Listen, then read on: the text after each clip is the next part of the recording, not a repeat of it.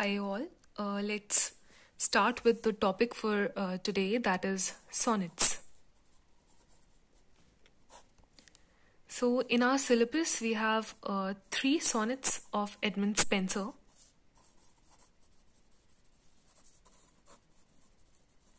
But before we look at the poems written by Spenser, let's understand what are sonnets.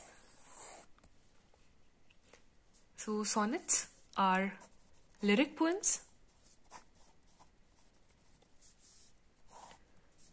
that have 14 lines. So this is something special, something peculiar to sonnets. These are poems, lyric poems written in 14 lines, within 14 lines. And they follow an intricate rhyme scheme. So there are two types of sonnets, famous types of sonnets. We'll discuss them later. First, look at the structure of sonnets. So they follow the structure of iambic pentameter. So let's understand what are iambic pentameters first. What is the structure of iambic pentameter? So before you look at iambic pentameter, first you must know what are syllables. So what are syllables? You all are familiar with vowels, right?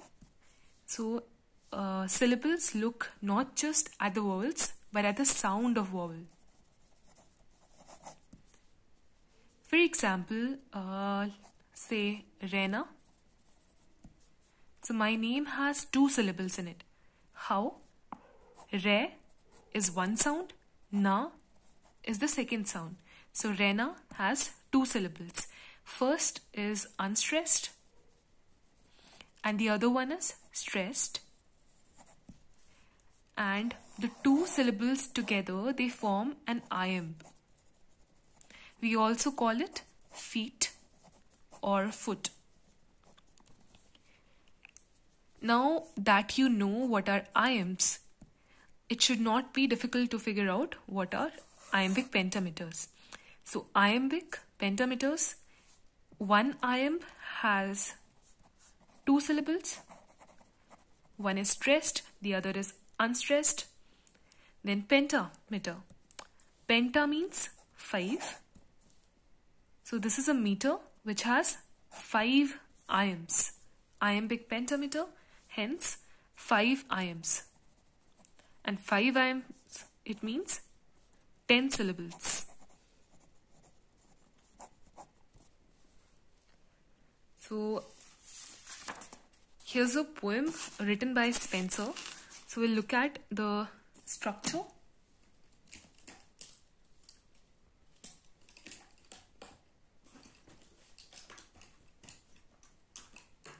So in sonnet number 57, he writes, "Sweet warrior, when shall I have peace with you? High time it is this war now ended were." So, sweet, one sound, war, second sound, rear, third sound, when is fourth sound, shall is fifth sound, I is sixth sound, have is seventh, peace is 8th, with 9, you 10. So there are 5 pairs, that is 10 syllables in all, 5 iambs. One is unstressed, sweet, unstressed, war, stressed. So this poem follows iambic pentameter. It is written in iambic pentameter. And the rhyme scheme, we'll look at that later. First we'll understand the two types of sonnets. So I think this is clear. We'll take another example. So Shakespeare's famous sonnet, "Shall I compare thee to a summer's day?" Shall I compare thee to a summer day? So here, shall is 1, I 2, come 3, air 4, thee 5, 2, 6, a 7, some 8, ers 9, day 10. Again, One is unstressed, the other is stressed. Unstressed, stressed, unstressed, stressed. So total 1 iamb, second iamb, third, fourth, and fifth. Total we have 5 iambs or 5 fit, which form iambic pentameter. 10 syllables. One is unstressed, the other is stressed. Total 10 syllables, they form iambic pentameter. I hope this is clear. If you have any doubts, you can comment below, or you can let me know in the Google Classroom. So now that we know what are iambic pentameters, what is the structure, let's look at the 2 types of sonnets that you have in your syllabus.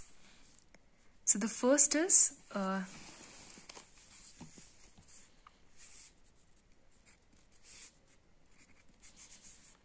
Petrarchan sonnets, and the second Shakespearean. Petrarchan sonnets are also called Italian sonnets, and Shakespearean sonnets are also called English sonnets.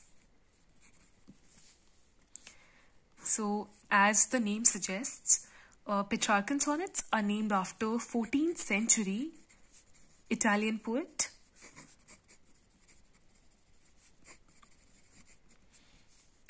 Petrarch,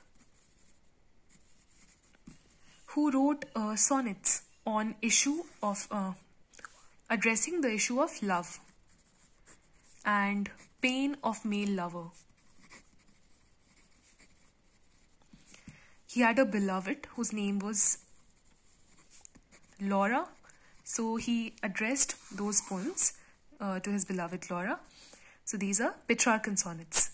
So he was a 14th century writer, poet, sonneteer. The second type of sonnets, the famous second type of sonnets, these are Shakespearean sonnets, as the name suggests, again named after William Shakespeare, and these are English sonnets. So there was an English writer, Thomas Watt. So he translated Petrarchan sonnets into English. So that was when the Petrarchan or Italian sonnets came into England, because Thomas Watt decided to translate Petrarchan sonnets into English. And then there was this person, Earl of Surrey. He changed the rhyme scheme of Petrarchan sonnets. So what was the rhyme scheme of Petrarchan sonnets? It is A, B, B, A, A, B, A, B, A, and C, D, E, D, C, E. Whereas the rhyme scheme of Shakespearean or English sonnets, it is A, B, A, B, C, D, C, D, E, F, E, F, G, G. So Petrarchan sonnets are divided into 2 parts. First is octave, and the second part is called sestet. The word oct, it means 8. Sest, it means 6. So 8 and 6, they combine to form 14 lines. Whereas the difference between Shakespearean and Petrarchan sonnets, they are comprised of 3 quatrains and 1 couplet. So quad or quad, it means 4. 1, 2, 3, 4. 4 lines, right? So they have 3 quatrains, 3 lines of 4, 3 pairs of 4 lines each, and then we have a couplet. Couplet means 2 lines. So in Petrarchan sonnets, you'll see that octaves, they address a question, they pose a question or a problem, and the last 6 lines, they address solution to the problem. There is an answer to the problem. And those problems are almost always related to love. Love of a lover for his beloved. Unrequited love. Or pain of a male lover. The subject remains the same even for Shakespearean sonnets, but the rhyme scheme changes. So here we have 3 quatrains, 3 stanzas of 4 lines each, and then it ends with a couplet. So usually what Shakespeare does in his sonnets is that the couplet, usually the last 2 lines, give the solution to the problem, unlike a Petrarchan sonnet or an Italian sonnet. Then there are other writers too, apart from Shakespeare and Petrarch. For example, Spenser. He has written Amoreti, which is the Aeneas syllabus. You have sonnet number 57, 67 and 75. We'll discuss it in the next lecture. So for now, let me briefly tell you about other sonnets as well. So usually the subject for sonnets is love. But we have writers such as John Donne. He wrote the Holy Sonnets. Holy, as the name suggests, religion. He addressed the issue of religion in his Holy Sonnets. So he was a 17th century poet who wrote Holy Sonnets addressing religion. Then there was John Milton. He used satire in his poems and also chose subjects such as life and death as opposed to love. So this is the basic difference. Then there are modern sonnets as well. Writers such as W.H. Auden, who's a famous war poet.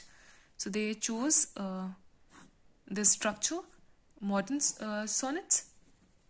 He belonged to the 20th century.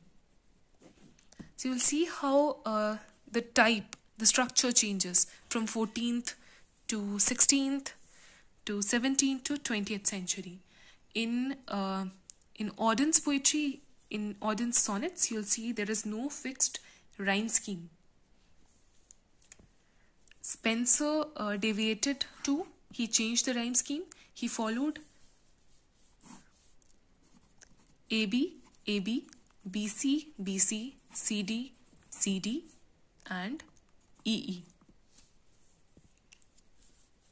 So you see, there are a number of sonneteers who experimented with the form of sonnets, and the two types of sonnets are Petrarchan and Shakespearean sonnets.